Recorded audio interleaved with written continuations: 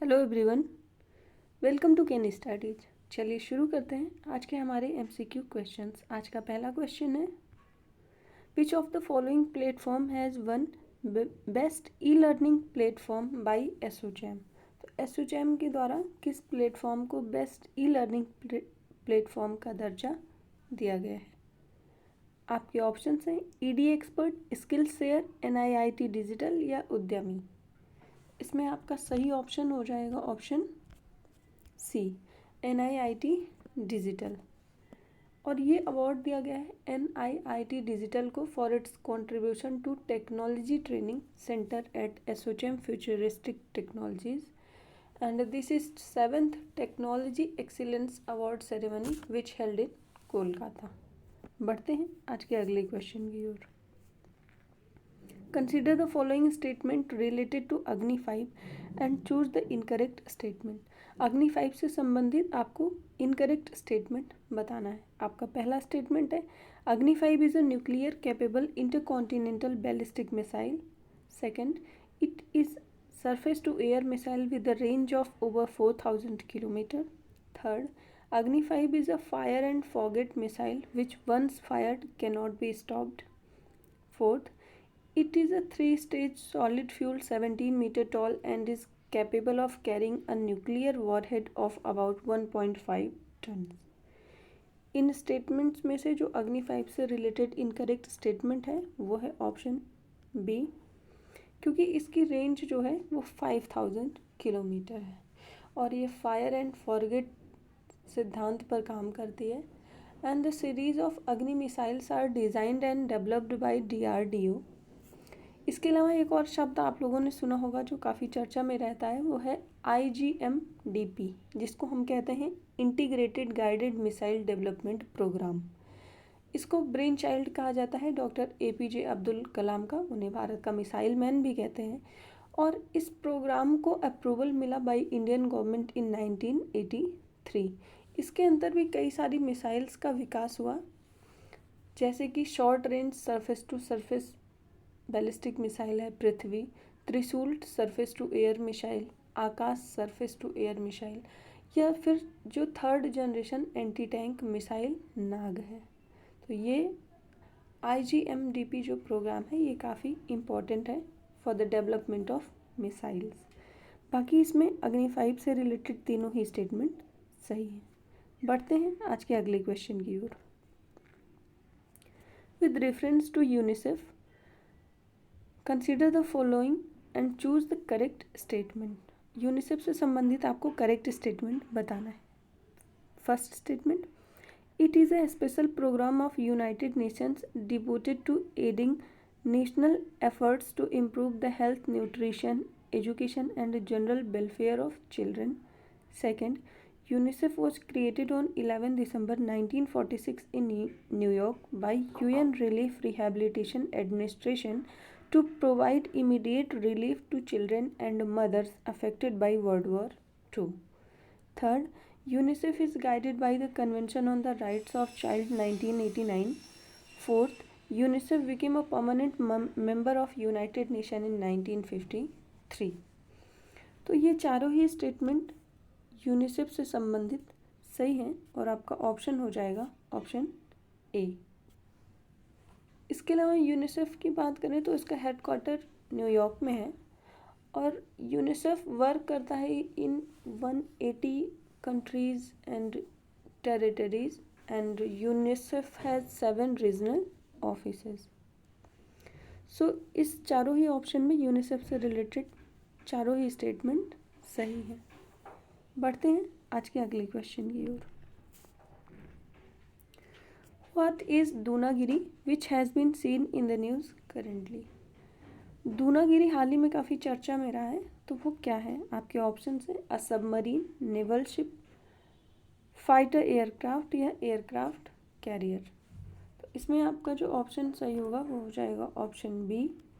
ये एक naval ship है और इसको डेवलप किया जा रहा है under project 17A।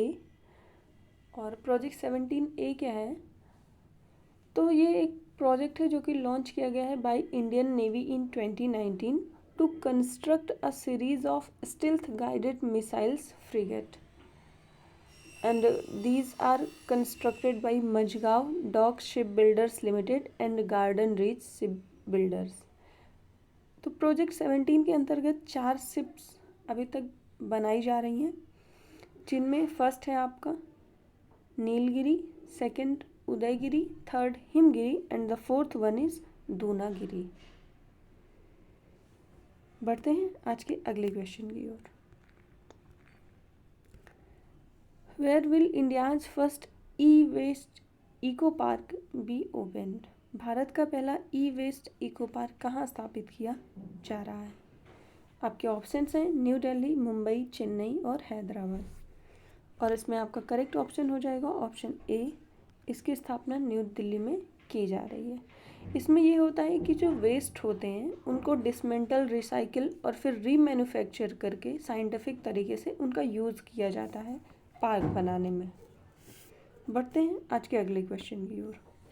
With reference to World Bank Group consider the following statement and choose the incorrect one. World Bank Group से संबंधित आपको इनकरेक्ट स्टेटमेंट बताना है।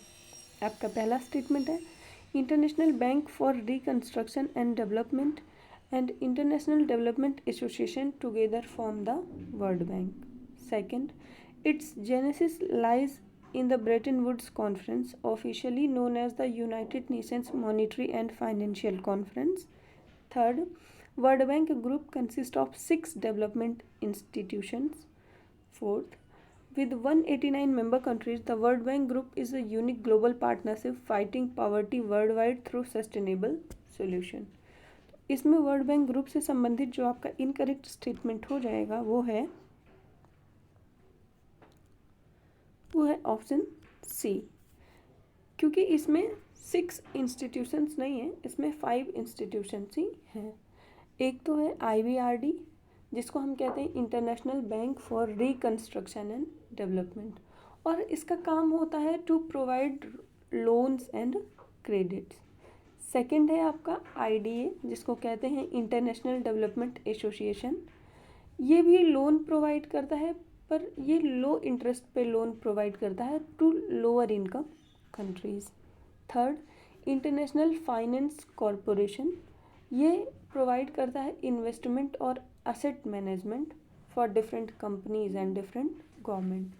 फोर्थ है आपका MIGA, जिसको हम मेगा भी कहते हैं। इसका पूरा नाम है multilateral guarantee agency.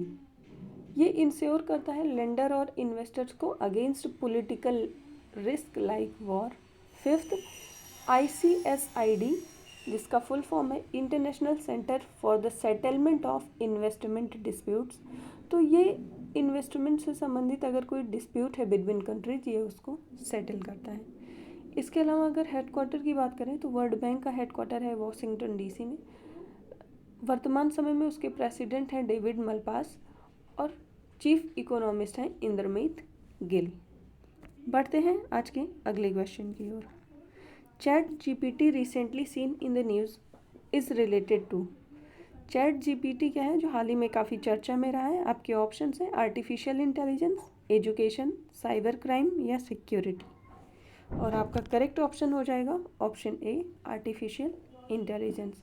It is a chatbot developed by open artificial intelligence, और ये स्पेशलाइज है फॉर डायलॉग।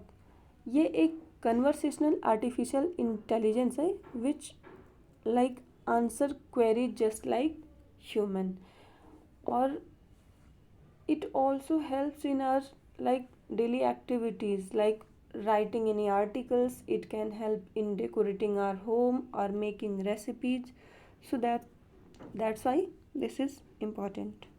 बढ़ते हैं आज के अगले क्वेश्चन की ओर। Consider the following statement relating to salt production in India and choose the incorrect statement. Salt production in India से रिलेटेड आपको इनकरेक्ट स्टेटमेंट बताना है। आपका पहला स्टेटमेंट है India is the third largest producer of salt in the world after USA and China. Second, Gujarat is the leading producer of salt in India. Third, Salt is central subject listed as item number 58 of Union List of 7th Schedule of Constitution. Fourth, sea salt constitutes about 85% of total salt production in the country.